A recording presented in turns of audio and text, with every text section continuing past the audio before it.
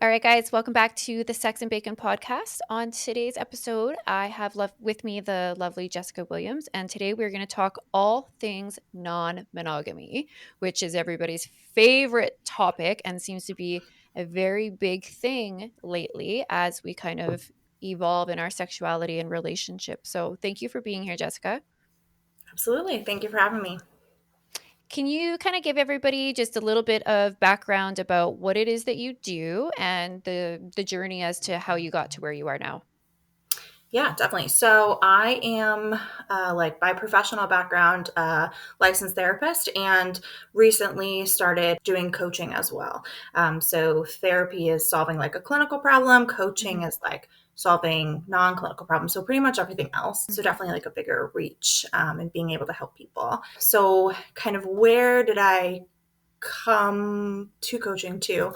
So Mhm. specifically, I'm an ethical, non-monogamous relationship coach. So my own like story really is like what has informed this. So I have been ethically non-monogamous for about 2 years now, I think. And it's kind of hard. People ask me all the time, like, how did you like come into this, or like how did you like learn about Mhm. it, or like even know it was a thing? Um, I feel like, as you said, like it's becoming more, I don't know if it's becoming more popular or just like more talked about. But I just started seeing a bunch of stuff on like social media and just started doing some research online and kind of realizing that I was married, am married, but was married Mhm. 3 years at the time. And was super happy in my relationship. Nothing like missing, no issues, nothing like that. But I just felt like I had like so much love to give, and that potentially I was like capable of, being in love with or loving more than one person in different ways. Um, so yeah, that's kind So of like, when you say ethically yeah, non-monogamous, because I hear people say non-monogamous yeah, relationships all the time, and I mean, I think we all know what ethical means, but yeah. when you use it kind of in that way, what is the difference of using that term before and explaining it like that compared to people just saying non-monogamous, Yeah. ethically non-monogamous? Right. So it's actually, I'm glad you asked that because I would definitely say there's kind of a debate about whether or not we, we the community or we professionals, should use the word ethical, because it kind of insinuates that when people say non-monogamous without that word, that practice is not ethical, when really what the whole reason why the ethical word came into the front of this Mhm. in the beginning is to honestly distinguish this from what is otherwise considered cheating. So I use both. Like all my coaching stuff just says non-monogamous. So the reason I sometimes use that is because in the community it's also sometimes just called ENM, and so there's no like, I don't think people typically refer to it as like NM, So it's definitely not a necessary like part of that. So really the difference is just like, Okay. if you're thinking ENM in your head, then like it comes out Mhm. that way. But yeah, I certainly don't want to give that impression, that like, if you don't say that part, that like it's not, it's just technically cheating is being non monogamous in a way, right? Right. But not, but in a, negative, potentially relationship damaging kind of way, right? So yeah, Makes sense. it's all non monogamy. Yeah. No, I mean, that is good to like clarify too, because I mean, Yeah, essentially people are habitual cheaters and people might, themselves just consider what they're doing as like, oh, I'm practicing yeah, non-monogamy. But I mean, if your partner doesn't know, right. okay. Right. Not the So same yes. thing.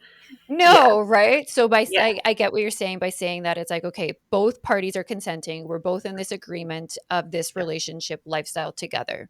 yeah, yeah. And Yeah. it's definitely a big misconception too, that like non-monogamy is like an excuse to cheat, right? Because Mm-hmm. I mean, just like in monogamy, there are people who, I mean, cheating is still a thing in Mm-hmm. non-monogamy, but it just looks a little different because you're basically talking about someone not abiding by relationship agreements that have like previously been made. But there are people who still cheat. So, I think Okay. that's the difference, So I would guess. you say that just the term of being in an open relationship is kind of almost then the same as saying we're in an ethically non-monogamous relationship? Like the two are pretty Yeah. So, like, you can kind of think of either non-monogamy, E&M, and the term open relationship as like an umbrella term. Some people will use the term open relationship as like a subtype of non-monogamy, meaning like non-monogamy is the umbrella. Some people in the community will say, if asked like what their relationship structure is, they'll say they have an open relationship, which typically, different for everyone, but typically means that they are, it's within their relationship agreements to have sexual relationships, but maybe not like emotional connections or like relationships, like boyfriend, girlfriend, partner, Right. however you want to phrase that. Okay. So yeah, Because it yeah, can be, like it can get confusing. I mean, polyamorous, which yeah, also is another, way of people explaining that they're kind of in, I guess, non-monogamous relationships. yeah, It's like swinging. Like yep, there's so many different terms for the different types of open relationships that people mhm, seem to be, you know, being drawn to more and more. And I think people probably don't really understand the difference between each one and what that would look like for them in their relationship, or how to, I guess, explore it or even have a conversation. So like you were saying, you were in a 3-year relationship and then you started to feel like you wanted to give more to other people. So how did that conversation go over with your husband. husband? Like how does somebody bring that up out of the Yeah, blue 3 years yeah, into a marriage? yeah. That's a very good question. I will say to not do it how I did it, but it's okay because now I have like a funny story that I can tell my clients and other people. Like, so yeah, because I specifically felt like it was about, for me, mostly about like the love piece. For me, I was Mhm. interested in polyamory specifically. So having multiple romantic relationships, which can include or not include sex. Um, so what I did was basically I made a Bumble profile. And I just kind of called my husband upstairs and I was like, hey, babe, what do you think of this? And kind of like thrust my phone at him. And he's just I think it's a Bumble profile. What, what's going on? I was like, okay, maybe some context, right? And like, you'd think like, I'm a therapist, like I know better than this. I mean, it doesn't take a therapist to know better than that either, right? Mhm. But I was just so scared, like he and I had talked like very, very early on in our relationship, like as like a general getting to know people's beliefs and stuff, do you think monogamy is natural for human beings? Like, most animals other than humans are not monogamous. Do you think like that humans are naturally monogamous or can Mhm. be, or what do you think about that? So we had that very brief yeah, I think that people can be non-monogamous and like that's a legit thing basically. Mhm. But that was it. So here we are like 5 years into our relationship, 3 years into our marriage, and I just like give him my phone and I'm like, here's my Bumble profile. And he's like, what's going on? So yeah, I just had to kind of explain like I've been looking at some stuff online. There's a couple of Snapchat channels I was watching and kind of explained to him like where this came from. Uh, it took a minute for him to wrap his head Yeah. around what the heck I was saying. Because I could see like instantaneously insecurities flood into somebody's brain of like, she's not attracted to just me anymore. She wants to be with other people. What did I do wrong? Like all of the self-image Yeah, fears and insecurities that would come up when somebody kind of springs that on you, especially if it's not something that was like talked about before people get together, like these are my beliefs, right. I would consider this later on, things like that, right? So, and Yeah, especially the way I like how you said, as a therapist, even, yeah, here you go, I've started an online dating profile, just thought I'd let you know, right? We're gonna yeah. do this. And Yeah. like to be clear, I hadn't like whatever it's called, like published my profile Hmm. or like talked like you know, but I didn't I just couldn't figure out honestly couldn't figure out how to tell him or ask him or whatever. So I just like kind of like typed up the little bio thing and put a Hmm. like one picture on there or something. It was almost like my way of like terrifyingly being like, what do you think? So yeah, I Right. hadn't like talked to anybody or swiped, or even like no one could even see my profile. But yeah, so he was a little like, okay, well, like, we're gonna have to talk about this, and like, I need to. I'm Mhm. like, no, no, no, yeah, yeah, take all the time you need. What questions do you have?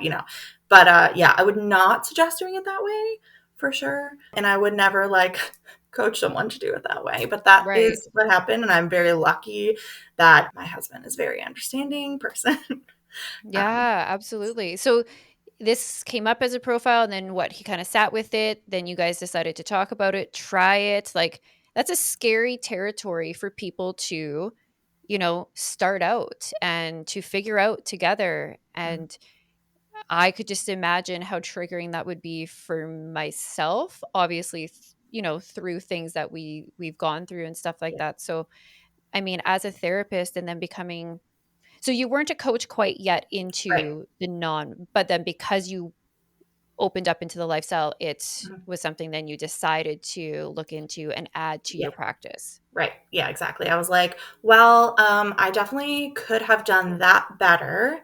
I Mhm. would not like, I would love to help other people who want to do it in a good and healthy, productive way, whether it's that or like all the conversations we had to have, right? And still continue to Mhm. have, 2 years later. We have always had great communication. So I have really been blessed in that regard. But yeah, I mean, like still a lot comes up, like you said, like well, why do you want to do this, Jess? Like, am I not enough? Or are you not attracted to me? Like, all these kind of things. In the beginning, I guess this is relevant. In the very beginning, the reason that I specifically brought this to him was because I had never really identified that I was bisexual. And we met young, and right, I never really experienced like sex or a relationship with a woman. And so that was kind of like the beginning. And so there was, I think for him, like it was a little bit less of the like self-imagey thing, because he was like, well, I'm not a woman. So, I mean, yeah, I can't give you that. Right. Mhm. So I think he understood to an extent, but then at some point, I don't even know how far in, I did say, I had to almost like re-bring it up and say like, actually, I'm interested in dating men as well. What do you think about that? So that was a whole another like, whoa, like, what does that mean about me? I Mhm. thought that you wanted this. Now you're saying that, lots of conversations and lots of like inner work of figuring out like what's my why, like why do I want this, and then for him, Mhm. like what does this mean about my relationship, what does this mean about me personally, what do I want to do, like do I want to also be involved in this, or are we going to do a what we would call in my polyamory case a mono poly relationship where he's monogamous only with me and I'm polyamorous if he wasn't interested. There's all kinds of like you said, I mean, there's like the non-monogamy umbrella, and then there's like 4 million different things under, and then even for me under just polyamory, there's a bunch of different ways to do it, whether you want to be hierarchical or not, all kinds of things. So it's just a lot of talking about your feelings. Wow. A lot. So it does make sense for people who are looking to explore this, to have conversations about it, to kind of go to a professional or a coach or Yeah. somebody who can help them navigate all of the terms, all of the Yeah. agreements, all of the rules, everything in a safe space. Yeah.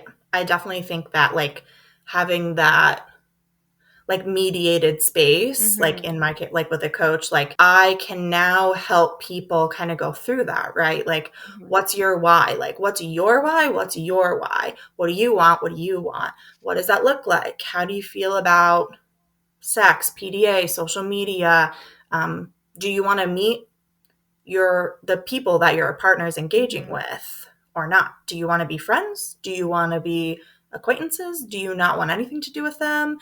Do you want to know details about this? There's so many like steps that I have we've done our best to kind of figure out, Mhm. but I certainly would have benefited from like a coach or somebody like walking us through those things, just like bringing up things that you wouldn't think of, because this is all brand Mhm. new. Like, how are you supposed to know what's going to come up for you, or like what kind of conversations you should be having that you aren't having? So yeah, I definitely think it's beneficial to have somebody if you can. Yeah. It's like it sounds I mean, even the conversations that I've had, throughout the years when I've dated of, guys wanting to have a threesome. I Mm, mean, it's that whole thing where it's like I feel like a lot of women are like, "Okay, yeah, I'm open to it, but I mean, we have all these rules because seeing the person that you love with somebody else, it's the same fears as always. They look like they're enjoying her more than they're enjoying me. They're spending more time on her and all of these things. And it doesn't matter how long you've kind of been with somebody to all of a sudden kind of have that happen and that unfold in front of you. You really don't know how you're going to react until you start actually doing it. So the mhm. same as kind of going down the road for you guys to open your relationship, like what was the biggest challenge once you guys started? That's a good question. I feel like one big challenge was this like idea of like fairness in terms of like, okay, we've agreed like one, we're going to open our relationship. Two, we've agreed that we both feel like of the non-monogamous options, polyamory is what's right for us. We both feel like we have the capacity to have more than one relationship, be in love with more than one person. But then once you like kind of start, like once we got on like dating apps and stuff and started, um, I definitely think, in my experience at least, it's harder for men, for cisgender men to find people who are willing to date a married man, because there's very Mhm. much like a right, even if you're like very upfront. Like my husband's profile has a picture of us, like our wedding photo of us, like it's Mhm. very clear that like he's married and I know and all this stuff. But I think one of the biggest challenges was this like, well, I'm having X, Y, and Z experiences, you're not, or you're having these experiences. I'm finding this kind of relationship, but you haven't found that yet. That feels like inherently unfair. Like, Mhm. what do we do about that? Like, do I pull back? Do I slow my reins because you're not fine? You know what I mean?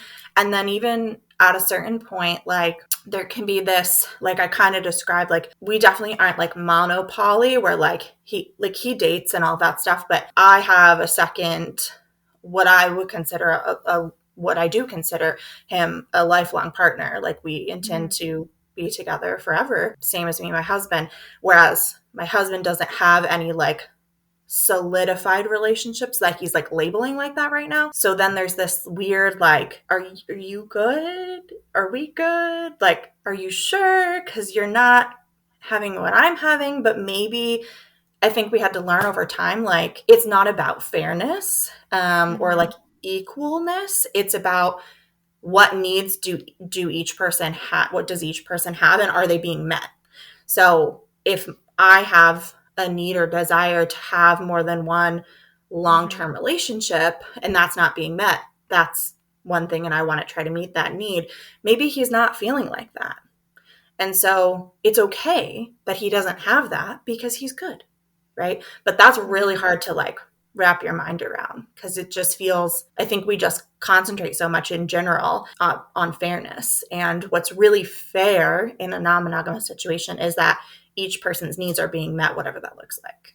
Right. I could see that. And I could see that on both ends for the men and women, the jealousy of that, right? Somebody maybe, like you said, it's harder for men to find somebody. And I feel like too for like women, like there has been times that I've seen like profiles online of a guy saying he's in a relationship, it's open, this and that. But then right away for me, it's like, it's not even about that they're in the relationship. It's like, if I'm going to have an intimate sexual relationship with you, I might like my emotional attachment long term builds, and whether I want it there or not, it is going to be created. And then I'm like, how do I navigate emotionally being attached to somebody or in love with somebody that essentially is with somebody else and that's their chosen person, and then I'm not that actual chosen person, which I feel like, at the end of the day, everybody wants to be, in that type of relationship where you have your person, you have your soulmate, your twin flame, you have your lifelong partner, like you said. And the idea that we can have more than one, because it's not something you get taught at a young age. Yeah. And Yeah. it's to really wrap your head around that and be able to do that, I feel, especially for younger people, is definitely harder. Mhm. I do think that some people after, 5 years, 10 years, 15 years of being together, as they get older, people are exploring more of these Mhm. things to mix it up, to spice it up, to keep the freshness in their marriages and their relationships. But at a young age, to have that concept of sharing somebody is really hard, Yeah. you know? Yeah, it But is. And I think another thing is like I think people go into like people who are interested in non-monogamy, you go into it with like one set of ideas or thoughts about what Mhm. you might want. And then it's like, I mean, like I said, for me, like I only wanted to date women in the beginning.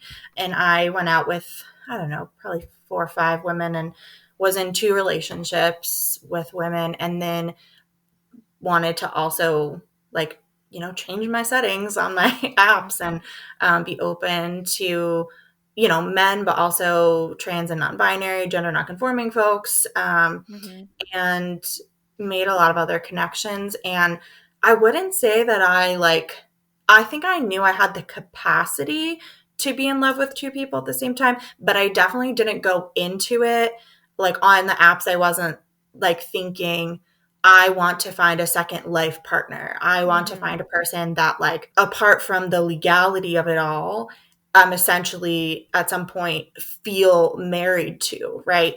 In Mhm. that way of like involving family, friends, doing things together, having pets, like all that stuff. I definitely like wasn't that wasn't like my goal. So then like shit happens, right? Like you find yourself in Yeah. these situations and like having to navigate. And so me having to navigate that with my, other partner, and then me having to like bring that back and navigate with my husband, like, hey, this is how I'm feeling about this guy. It's a little scary. Like, I don't know what I'm doing here. Like, I haven't Mhm. also the whole like dating thing in general, right? Like, I'm sitting here like, I haven't dated in 8 years. Like, this is like, like Yeah. a whole thing going back into it. So, yeah, I mean, it is hard to wrap your head around because, like you said, it's not like, I mean, for me as a kid and like teenager and college and stuff, like Mhm. there was no like, well, here's the tray of options. It's monogamy, non-monogamy, this, and it was just like monogamy or alone, right? Like there was Yeah. no one ever said to me, hey, by the way, like there are other ways to do this. So it just didn't even occur to me as an option until it did. And then Right. a whole bunch of There stuff you are. comes tumbling That's down. fair. So one of the things I know, like we had kind of touched on, you said agreements. So what is the difference between rules and agreements in this type of, I guess, lifestyle? Yeah. So I would say the way I think of it and talk about it is that we talk about rules, agreements, and boundaries. So boundaries, a lot of people are familiar with in a general sense, like are for me. Like I don't Mhm. feel comfortable with XYZ, or I'm not looking for or wanting XYZ, right? Or I do not tolerate being spoken to like this, right? That's a boundary. So rules and agreements, I think of it as rules are above us and agreements are between us. So an agreement is like, okay, we've sat down and we've talked about like what the options are here in non-monogamy. I'm not feeling comfortable, or neither of us are wanting or Mhm. feeling comfortable with wanting like a second, what we would consider like fully fledged relationship. Maybe we're open to connections, we're open to sex, we're open to friends with benefits, we're whatever other kinds of things. But an agreement we have made is that we are not interested in and or are not looking for another relationship. That was not an agreement that my husband and I had because that's what we were looking for. But that's like an Mhm. example. A rule along those same lines and a rule that I see often is, it's kind of funny name. So it's called the one penis policy, OPP. So that typically, I'm not going to say always, but typically is what I would think of as a rule made by a man in a heterosexual relationship or heterosexual seeming relationship. You, the female in the relationship, Mm-hmm. cannot have sex with any other men. One penis, mine, that's it, right? Yeah. That's him saying, this is the deal above us, right? That's Mm-hmm. not me and him saying, I am not interested in having sex with another man. I only want to have sex with one man, and that's you. That would be an agreement. But Mm-hmm. a rule is this sort of, it's more about like power and control, right? Right. So, and I mean, I think we can call these things different things, but basis, right, is like ideally we should be sitting down, having conversations about these things and deciding together, and then also like periodically reviewing these Mm-hmm. things. Um, and rules can sometimes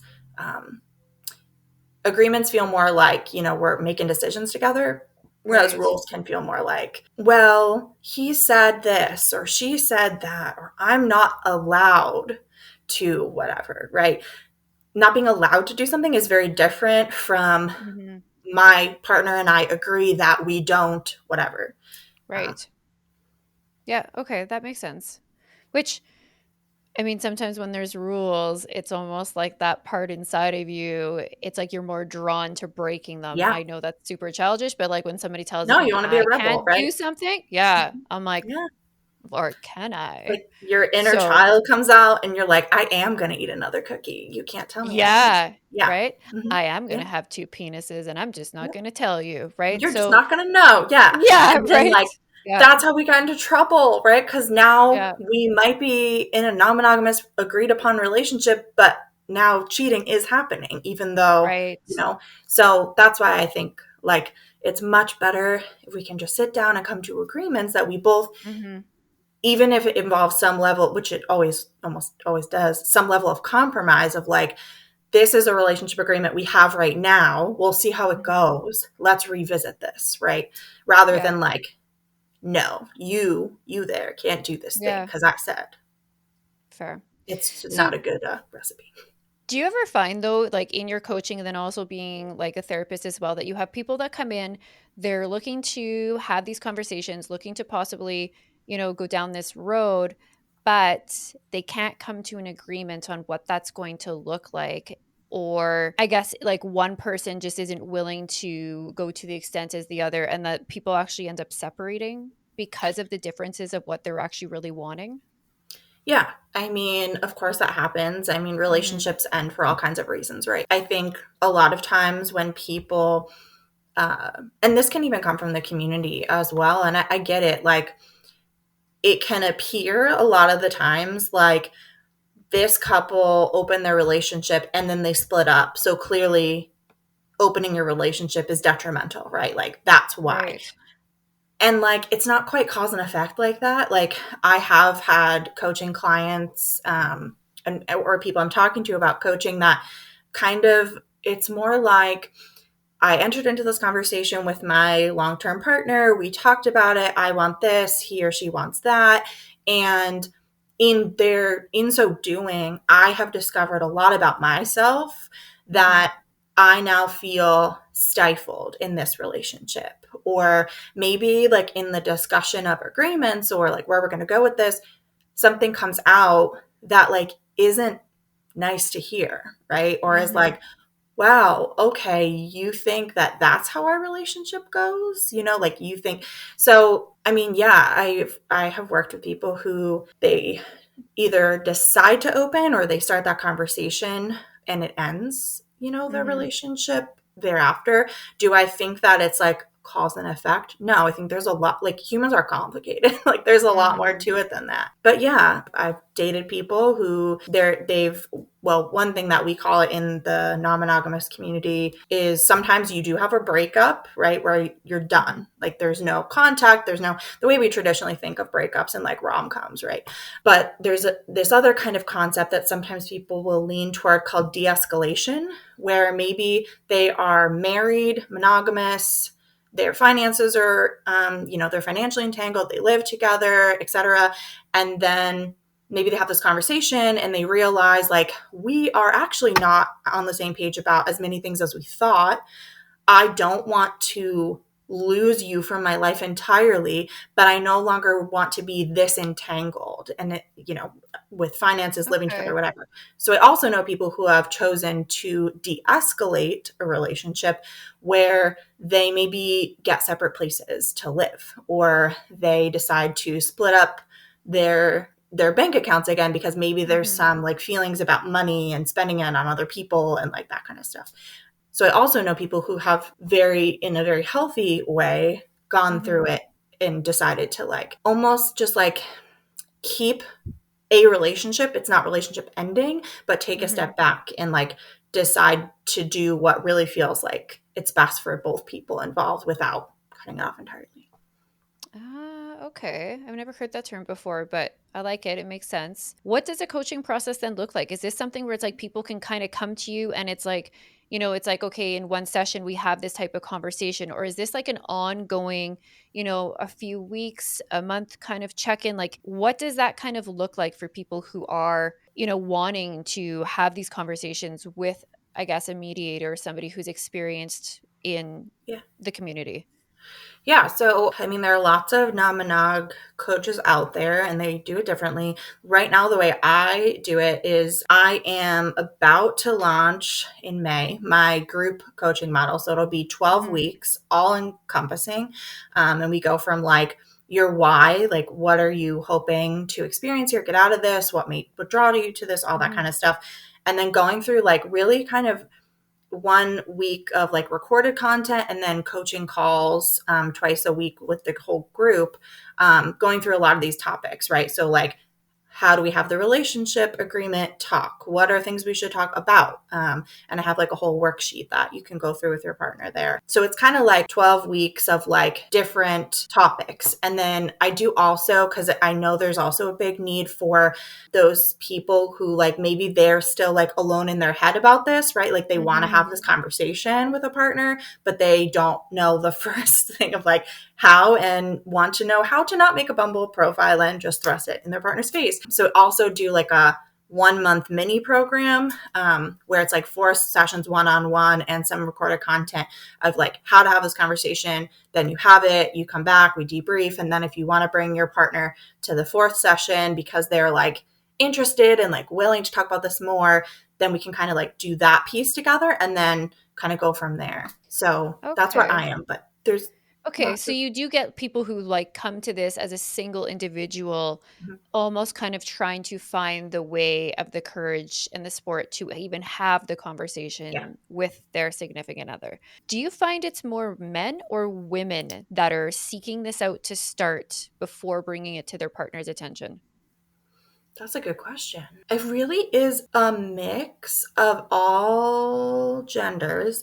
I will say that this is not something that surprises me, but I think something that surprises like maybe the like general population is Mhm. that there are a lot of women who, or female identifying people, who are the person bringing this up. I mean, I was plenty of like my non-monogamous friends. There's sometimes this like weird like stereotype of like it's just men wanting to have all these women and like all that kind of stuff. So yeah, like there I do get um men or mask identifying people, but there are, I mean, really everyone, which I think people are people, right? And Yeah, yeah. that's fair.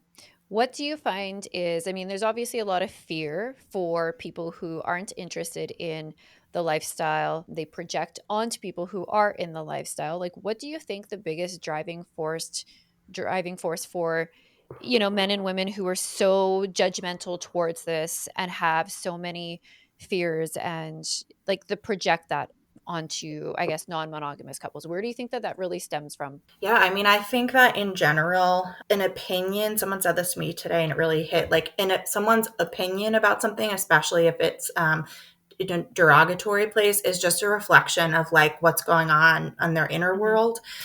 So I do think that I think that some people have been hurt in the past. People have been cheated on, people have been misunderstood. And they want to like put their blame or their judgment on someone. And if you put yourself out there and you're open about this, well, there you go, it's a perfect person, right? And I also think there's a lot of like discussion around like the concept of morality and like what it Hmm. means to like be a good and decent human. And I certainly agree we need a lot more good and decent humans. And so to me, doesn't that look like more love, more positive connection, more friendships, more community, like, right? And that's what this is all about. But I think Right. people get caught up in their feels and their own experiences, and also humans have a fear of the unknown. When we don't Right. understand something and really actually try to research something, it's very easy to just make a snap judgment. But I would hope that people don't do that. Yeah, that's fair. I think that is huge. There's a lack of understanding around, I guess, sexuality Hmm. itself, people's, ways of wanting more, needing more, and the idea that we can get it from more than one person and we can do it in a healthy way with our partners. I think people are definitely, I could see like the fear of like, okay, they're going to find somebody and want somebody better than me. They're going to leave me for this other person if I allow them to do these things. Think that concept of thinking that we could stay together and still do this without being pulled in opposite directions, and that it'll kind of tear what we have apart, I think is a huge thing for people. But again, I do find that it's something it seems like more and more people are drawn to exploring Hmm. in their relationships. So Yeah. there's obviously some part of us that I think we don't all believe in monogamy long term, that it's sustainable.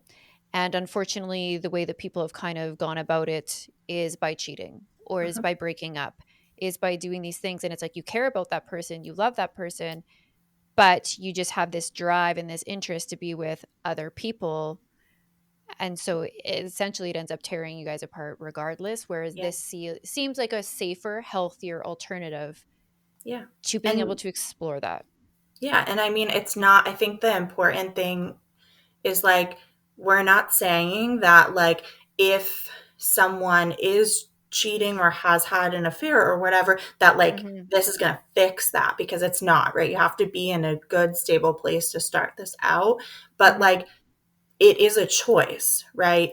It's a choice that you can make. And just because, like, people say to me, literally, I could make a bingo card, I should, and like sell it on Etsy, of like people's reactions when they find out, right? One of the number one ones that any non monogamous person will tell you is, I could never do that. Great, Yeah. then don't. Right. I Hmm. mean, I don't want to do monogamy, so I'm not going to do that. So Right. it is a choice, and it's a choice that like you have to make consciously.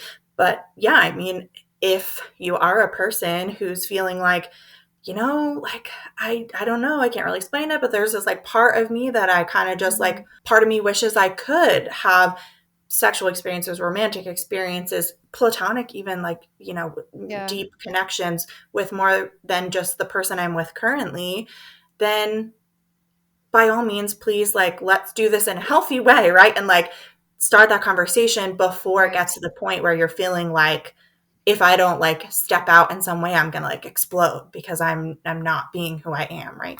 So yeah, I Right. mean, it's not a fix or a solution. You gotta have a good solid foundation, but that can be built up also.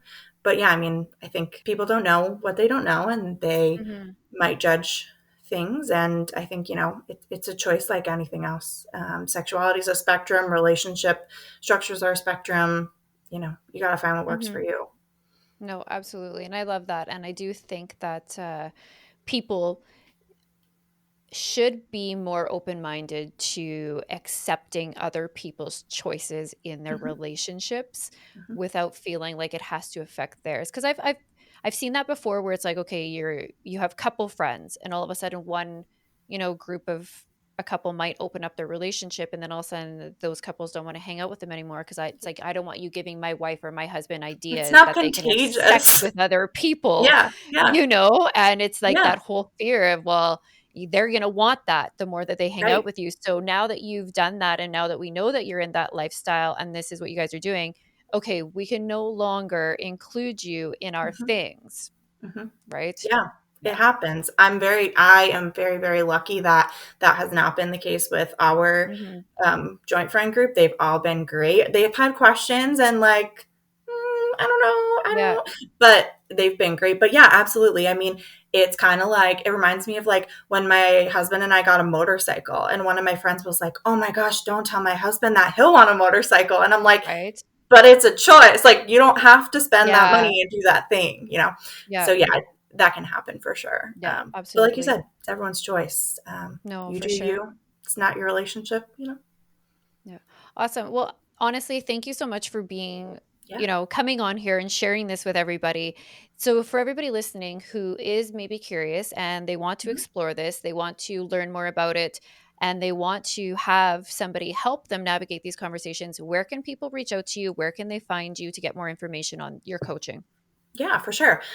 So I'm on Instagram and Facebook. I have like a private Facebook group is kind of where we start out called Non-Monogamous Newbies. So on Instagram, it's non-monogamous without the hyphen underscore newbies, NEWBIES.